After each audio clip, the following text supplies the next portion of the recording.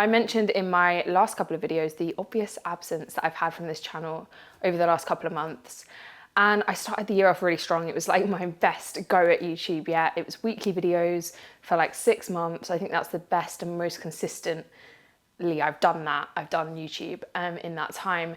And then I had to take a break because I was struggling to manage YouTube with my full-time job, which is as a freelance photographer. If you guys have followed this channel for a little while, then you know, although I speak a lot about fashion photography, portrait photography, film photography, my bread and butter is actually in music photography.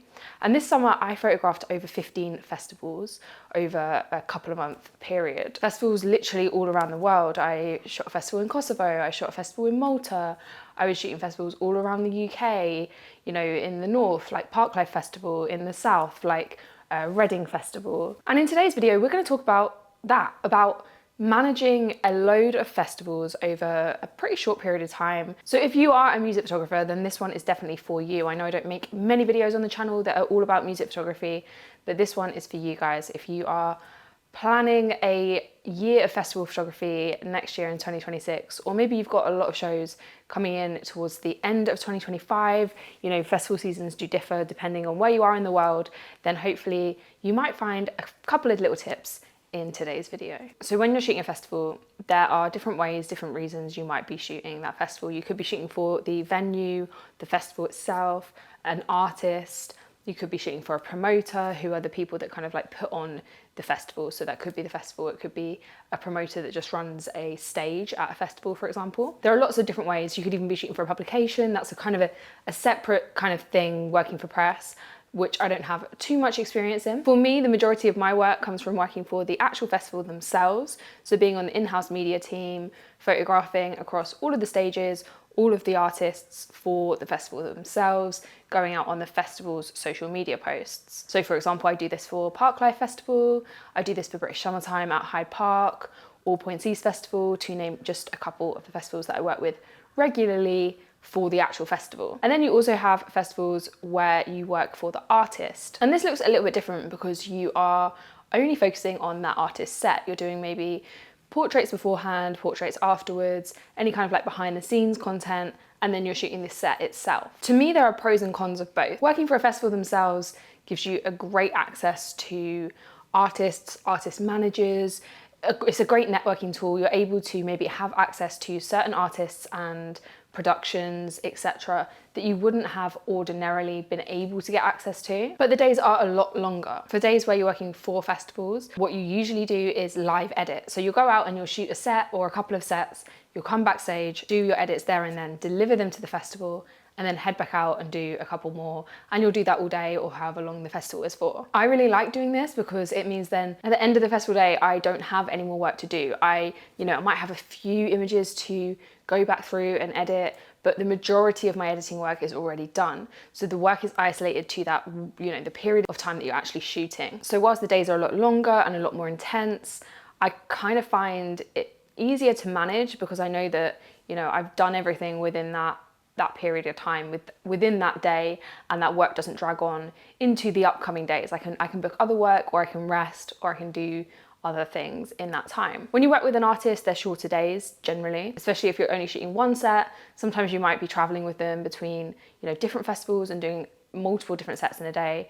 But if you're just doing the one set, it's maybe like an hour, 2 hours of time where you're shooting, maybe a little bit of time either side, and then you just need to do the edits afterwards. So much shorter day. I also think that working with artists sometimes can be more fun because you get to kind of build a rapport, especially if it's an artist that you work with regularly.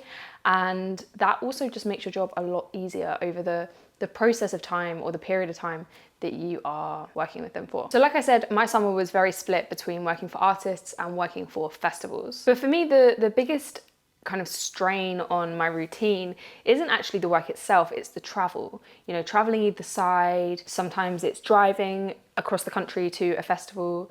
Sometimes it is getting the train, which sometimes I prefer because you can edit and kind of get your work done whilst you're on the train. It's living out of bags. I have one of those like airline friendly bags that go under the seat, which is pretty much always packed with like a variety of black clothing, because as music photographers, we have to wear something called stage blacks, which is basically just wearing all black, which is why if you ever see photos of me at work or just generally, I have a lot of black clothing. And yeah, that bag will just be packed with black clothes, a toiletry bag, you know, essentials, things like that I need for every job. And then basically when I come home, I just chuck it all in the wash and repack it again, ready for the next festival. And then I have my 100 bag, which is got all of my camera kit in it, and that camera kit doesn't usually change. For most of the work I do, it's a similar genre, but even if it's not, the range of equipment I use is usually the same. I pretty much predominantly shoot live music on digital using 2 Sony a7 IVs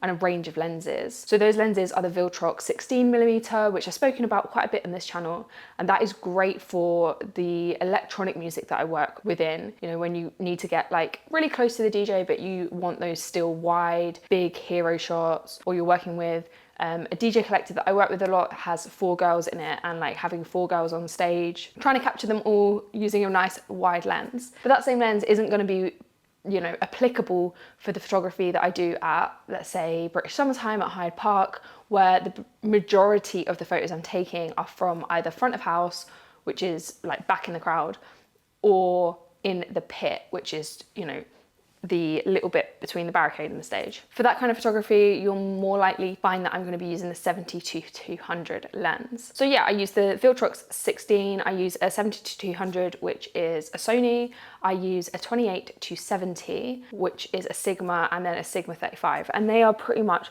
all the lenses I use. Occasionally I also take the Siru 85mm.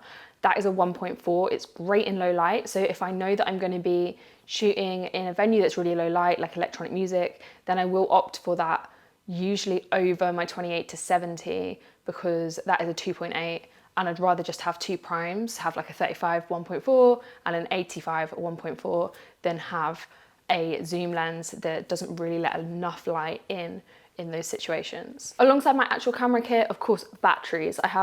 I think I take about 6 batteries with me, so it's like 3 per camera, and I also always take my little charger with me as well, and I take that with an adapter that means it can plug into my laptop, but also with a plug head so I can plug it in like hotel rooms and stuff like that. Another key piece of equipment that I love to use is a monopod with a wireless remote. So I just put my camera on the monopod, use a wireless remote, and that is great as a 5'0" girl. I'm like 5'5". I don't even know how tall I am. I've been telling people I'm 5'6", but I think I might be 5'5". Because going through some of these crowds is very difficult to get through, and having a monopod is a lot easier to get those really, you know, big hero shots from within the crowd, and also from behind the DJ as well. That being said, that is something that I wouldn't use in certain scenarios, such as like more live acts. I wouldn't use it in the pit. I wouldn't block everyone's view.